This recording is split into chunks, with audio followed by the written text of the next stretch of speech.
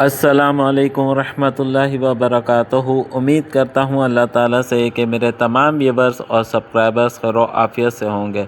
Viewers, آج کی video بیان کا موضوع ہے اللہ پر بھروسہ، صبر اور دعا کی اہمیت۔ ویڈیو شروع کرنے سے پہلے ہمیشہ کی طرح اپنے تمام نیو ویورز سے التجا کرتا ہوں کہ ہدایات اسلامی 786 کو ضرور سبسکرائب کریں اور بیل آئیکن پر کلک کریں تاکہ میری ہر اپلوڈ ہونے والی ویڈیو آپ کو بآسانی مل سکے۔ چلتے ہیں آج کے ویڈیو بیان کی طرف۔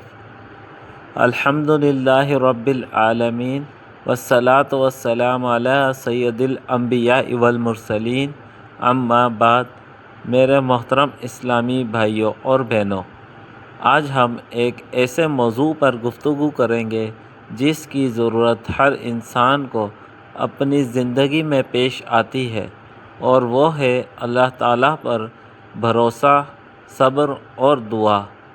دنیا آزمائش کا گھر ہے۔ یہاں کوئی بھی انسان دکھ، پریشانی، بیماری، تنگ دستی یا کسی نہ کسی مشکل سے خالی نہیں، لیکن اللہ تعالیٰ نے اپنے بندوں کو مشکلات میں تنہا نہیں چھوڑا، بلکہ انہیں صبر، دعا اور توکل کا عظیم رستہ عطا فرمایا۔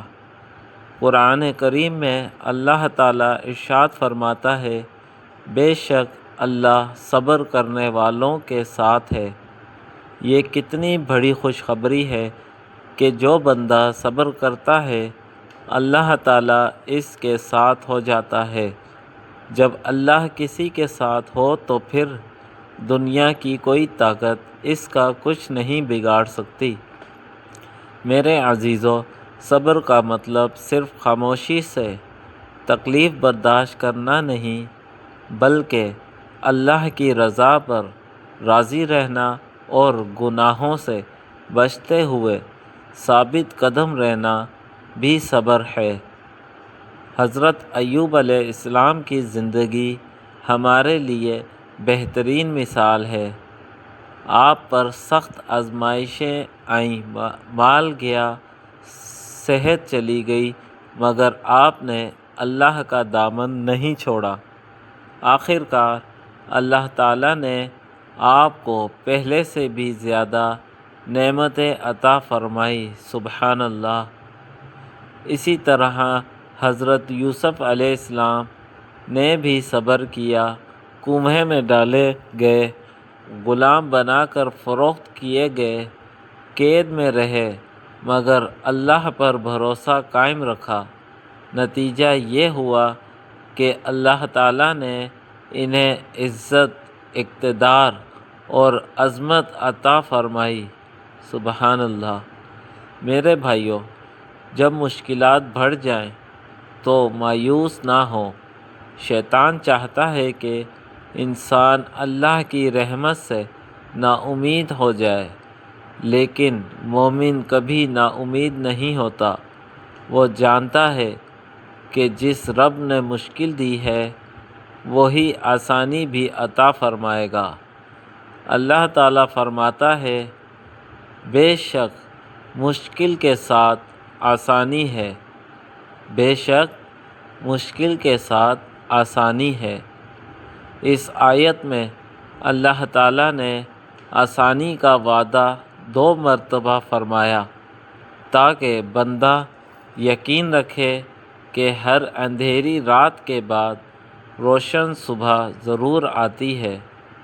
میرے محترم حاضرین، دعا مومن کا سب سے بڑا ہتھیار ہے۔ جب انسان کے سارے راستے بند ہو جائیں تو اللہ کا دروازہ ہمیشہ کھلا رہتا ہے۔ اللہ تعالیٰ اپنے بندوں کی دعاؤں کو سنتا ہے۔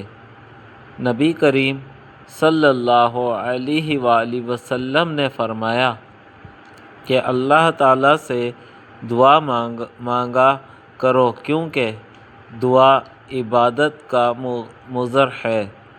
لہٰذا ہمیں چاہیے کہ ہر حال میں دعا کرتے رہیں، خوشی میں بھی دعا کریں اور غم میں بھی دعا کریں۔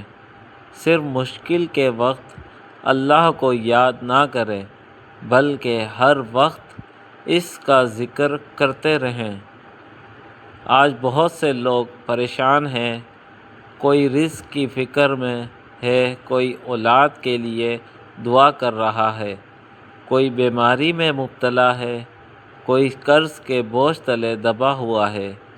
ایسے تمام لوگوں کے لیے پیغام یہ ہے کہ اللہ کی رحمت سے امید نہ چھوڑیں، نماز کی پابندی کریں، قرآن کریم کی تلاوت کریں، درود شریف کی کثرت کریں، والدین کی خدمت کریں اور حلال رزق اختیار کریں۔ یہ وہ اعمال ہیں جو زندگی میں برکت اور سکون پیدا کرتے ہیں۔ میرے عزیزو، دنیا کی زندگی بہت مختصر ہے۔ ایک دن ہم سب نے اللہ تعالیٰ کے حضور حاضر ہونا ہے۔